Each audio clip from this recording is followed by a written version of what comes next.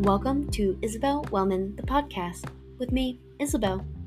I created this podcast because I strongly believe that living a healthy lifestyle is about equally nourishing your body, mind, and soul. It's not about enduring crippling decision fatigue or working yourself to death in a gym to establish the perfect body. You feel centered in who you are, energized all day, nourished from food, radiant in your skin, and enthusiastic about who and what you devote your time to each day. Living a healthy lifestyle is about learning how to come back to your center when you're emotionally triggered, knowing the value of saying yes to time-saving investments, and spending ample time outside so you feel completely satisfied when you lay your head on your pillow at night. You value choosing quality over quantity. You choose to understand your cyclical nature and accept yourself as an energetic being. It's time to take a deep belly breath and gear up for the ride of your life. Welcome to the podcast. Welcome to Isabelle Wellman the Podcast, the show that explores the magic of being human. And I'm Isabelle. In today's episode, we are moving on to part 2 of the Astrology series. Today's conversation will be all about the planets. And this is going to be a conversation where I go into each planet from closest to farthest. We will be looking at if they are a personal or outer planet, how long it takes for them to transit through a sign, and which sign or signs they rule, as well as their general energetics. If you missed on part 1, I highly encourage you to go back and tune into that episode first. It will give you a much better context for what you'll be learning today. To begin with, we are going to dive into the planet, our favorite, the one we see all of the time, the one that gives us life, the sun. This is a personal planet, aka we feel its energy. You can go outside and you feel the sun's warmth on your skin. You probably, if you're human, instantly feel better. The plants feel it, the animals feel it. As we go through the seasons, the amount of time the sun is present in our day changes. As we're in summer, it's the peak, longest hours of the day. And then as the year goes back into the colder months, if you're in this northern hemisphere, then we experience shorter days. It is that life-giving energy. So this planet, the sun, it transits a sign every 30 days, hence the 12 zodiac signs, hence 12 months in a year if we're looking at the typical calendar year. And this planet rules Leo, and that is a fire element. The energetics of this planet are the center. It's the heart.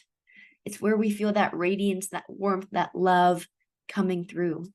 It's ego consciousness, where you shine in this lifetime. It's gratitude, attitude, energy. It is the personality, it's motives, and happiness. Moving on to planet 2, the moon. So this is also a personal planet. And when I say personal planet, I am referring to us feeling these energies on a more individual level. And you will hear me talk about the other part, the collective energy with the outer planets. However, personal planets are exactly how they sound. They affect us. The moon transits a sign every 2 to 2.5 days, which if you are on social media or you read the horoscope, you can read your horoscope for that month because of the sun sign, but then the emotional body shifts every 2.5 days. I give you this invitation to briefly tune in with your body and acknowledge, all right, maybe on Monday, I feel really fiery and I'm energetic, I'm up, I'm about, but then perhaps a couple days later, I feel like I just need to clean right when I wake up, or I really want to play some music, listen to music. Maybe a few days after that, I'm very talkative. I want to communicate. I want to network. I want to get on my bicycle, so forth and so on. So that is where we can tune in with the emotions and why knowing where the moon is in the sky can be so important, we can go, permission for why I feel extra aggravated today, or why I want to be so quick to respond, or maybe why I feel so intense with my energy. So the moon rules Cancer, and that is a water element. The general energetics of this planet is emotional body. It's expressing the true, real, nitty-gritty emotions, subconscious thoughts, behaviors, focuses, the internal body. It's everything within the crab shell. Intuition, feminine mother energy, creator, protector, home. That is the moon. Then, as we go on to the third planet, we have Mars. This is another personal planet, so feeling the effects more. This planet transits over about 45-ish days through a sign, and this is the ruler of Aries and Scorpio, fire, water element. Energetics of Mars are physical energy, sexuality, authority, reaction, passion, and forward motion. It is getting it done. Just like the archetypes of Aries and Scorpio, this planet, Mars, can really give you a boost wherever it's located in the birth chart.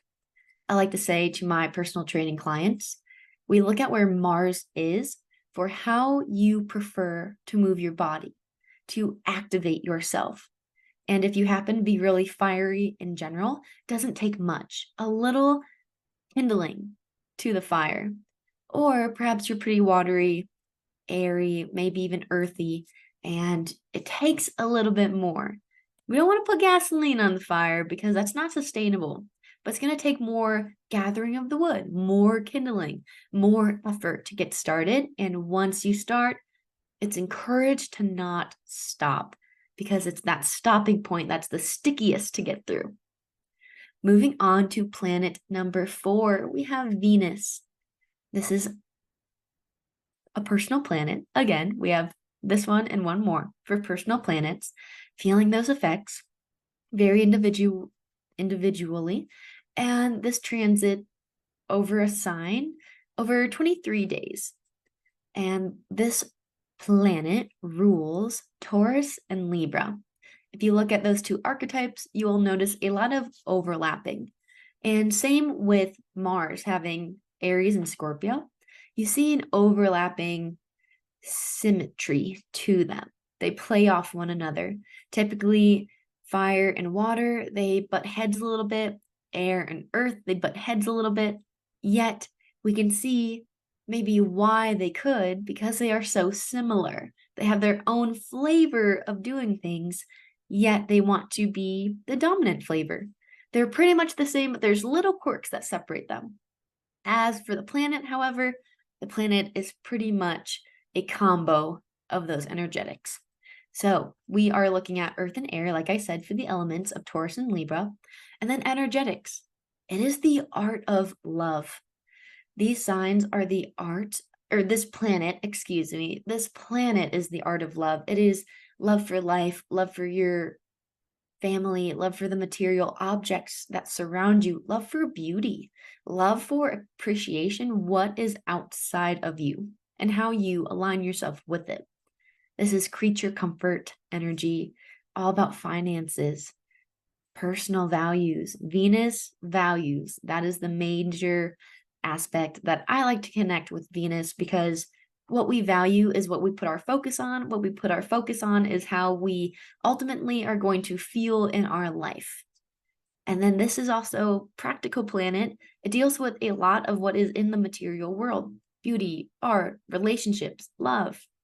This is rhythm with how we move in and out of the feminine energetics, and as we pull it back, as we declare it, and as we come home to ourselves, always experimenting with this ebb and flow of growing this feminine energy within us.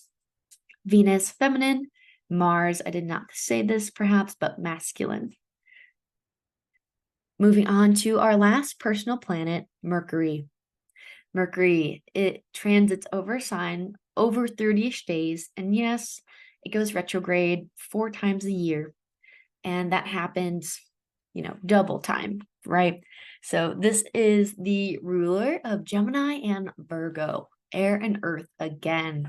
The energetics of Mercury are intellect. It is the mind. It rules the mind. The thoughts you have, that's Mercury ruled.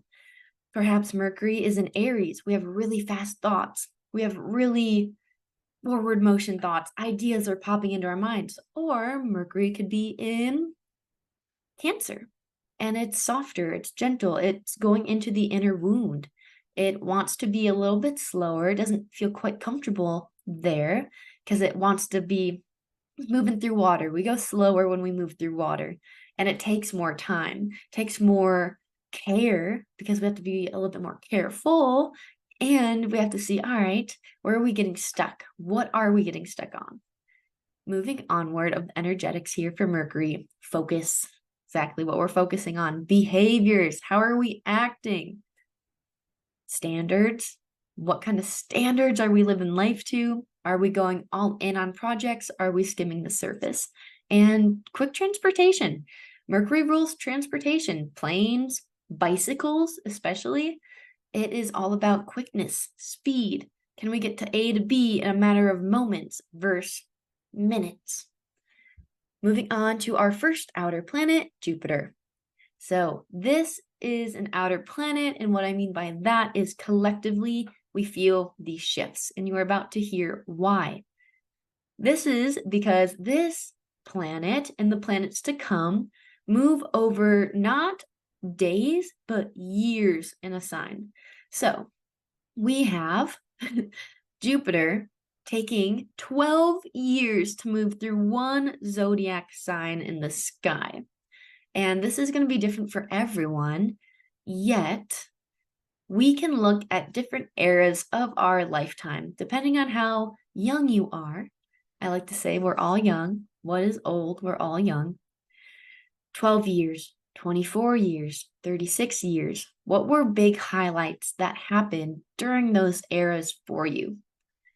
For example, when I was 24, I had moved to Alaska, really found soulmate, love of my life, and new experiences, stepping into a new power, stepping into my voice, opening up the door of networking, what I wanted to do for work. And it's been messy along the way, yet I was able to open these doors. And then Jupiter rules Sagittarius and Pisces. So again, fire and water. The energetics of Jupiter, expansion. You're going to hear that a lot. And expansion is not always positive. A lot of other astrologers in the world, they like to really hone in on positivity with Jupiter. Yet, indulging too much can bring negativity. So this is expansion, whether for better or for worse. This could be fortune, welcoming in new fortune into your life. The gift you have to give the world, that talent that you possess. It's so easy for you, you don't even realize you have it. Prosperity, exploration, balance, and big picture. This is zoom out. 10 times zoom out. You are looking at your life from way above, from a bird's eye view, and you are seeing it for how fantastic it is. And all of the goodness that is around you. When you can look out that much, it's hard not to see the good that comes with the tough. Moving on to planet 7, we are at Saturn. Again, this is an outer planet, and we feel the shift collectively. So let me rattle your brain back to a recent date-ish, because this sign transits over every 28 to 30 years. So it takes that long to move from one sign to the next. And I'm referring to it transiting over a sign because it's a little bit more applicable to our lives when we look at it in this way versus a 246-year cycle for the whole zodiac. Not yet are we alive for that long, but perhaps one day with all this crazy technology we have, who knows? Back to my point, I want to bring you to a moment of December 21st of 2020. Can you recall anything that happened to you during that era? Any big shifts?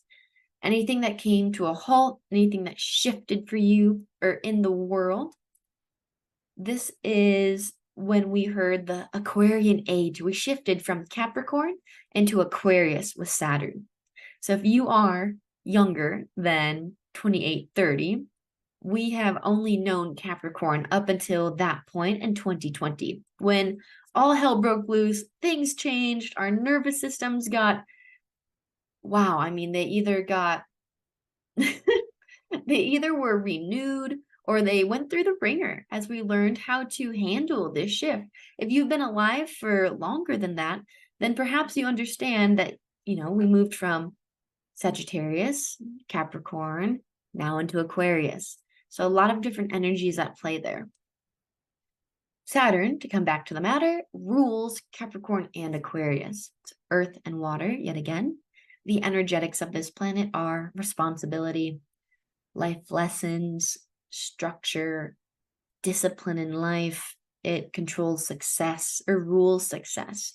It's that professional part of ourselves that doesn't let the emotions get in the way, so to say, yet we just drive right through them. It's athleticness and conservation of.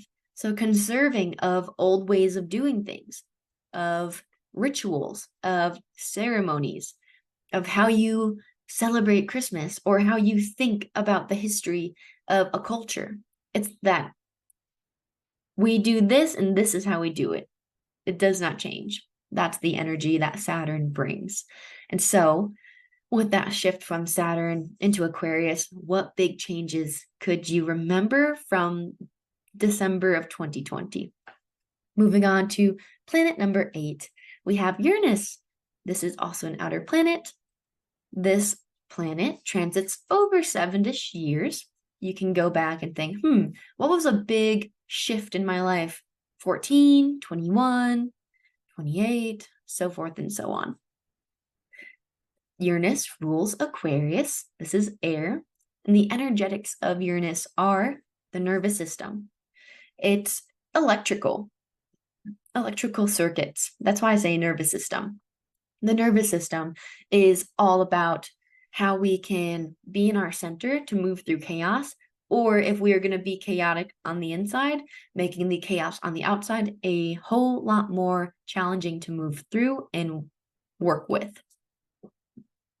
This is how you embrace your nature, the quirks, the spunk, evolution of the self, yet of our world. In the 60s, Uranus was hanging out excuse me. It was another type of very heavily Uranus energy, and we had psychedelics coming to the forefront, a new way of thinking, all love. I believe, what is that called? It was the festival of Woodstock. Woodstock was hot, heavy. A lot of young people moving to more peace, more love, one love, unity. That is that kind of shift, that rebellion, the energy against the system type of energetic. And experimentation, scientific, invention. What new things can we create? Electricity was created during a heavily Uranian Aquarian time. And spastic. That's the last word I'll leave you with. It's all over the place. Planet number 9, we have Neptune. Outer planet. This planet, Neptune, takes about 14 years to transit the sign. And this rules Pisces, water element. The energetics of Neptune, connection to the divine, nature's cycles and cycles in general, daydreaming, getting lost in visualizations, art, expression through art. Again, this is a water planet, so it has the same energetics of the moon. And then idealism, intuition. Moving on to the very last planet, Pluto, with this last outer planet, which transits through a sign over 11.5 to 30.5 years. It retrogrades for half of its time through these signs, so it can take quite a while, give or take, when and where this takes place. Pluto rules Scorpio, and that is a water energetic. Other energetics of Pluto are death and rebirth. Imagine a time where everything was just uprooted. That's another energy. Uprooted out of nowhere. It's not a matter of if, but when. Dramatic change, transformation of self, of the collective, of our consciousness, of how we live our lives, and passions. Power in the passion. And that is the nitty-gritty, quick planet astrology deep dive. So to recover everything we just went through, we covered the planets. If they're outer or if they're personal, how long it takes for them to transit through a sign, which sign or signs they rule, and their general energetics. If you enjoyed this astrology deep dive on the planets, be sure to tune into next week's astrology series part 3 episode on the houses. I really love doing these episodes. It's a lot of fun to just hone in and focus on a specific area of astrology. It can be a little overwhelming at first when you're either first learning or very curious because there's so many pieces of the bicycle. I'm still learning all the different parts of a bicycle, yet as I become more familiar, as I practice, as I listen, as I ask questions, it becomes easier. And that is what this is all about. I wanted to present this for quite a while, and I'm finally pulling the plug on doing it, which feels really, really good and satisfying. And I hope it's helpful. I hope you enjoy it. And I can't wait to see you on episode 3. Thank you so much for listening to today's episode. I say that with a ton of reverence for your time and your energy, and for allowing this show to be a part of your day. That is meaningful. Please consider leaving a 5-star review, following along on Apple, Spotify, or wherever you listen to podcasts. Check out the video version on YouTube, and come hang out with me on Threads. We are making an impact together every single day that we stand up and we share, we learn, and we thrive.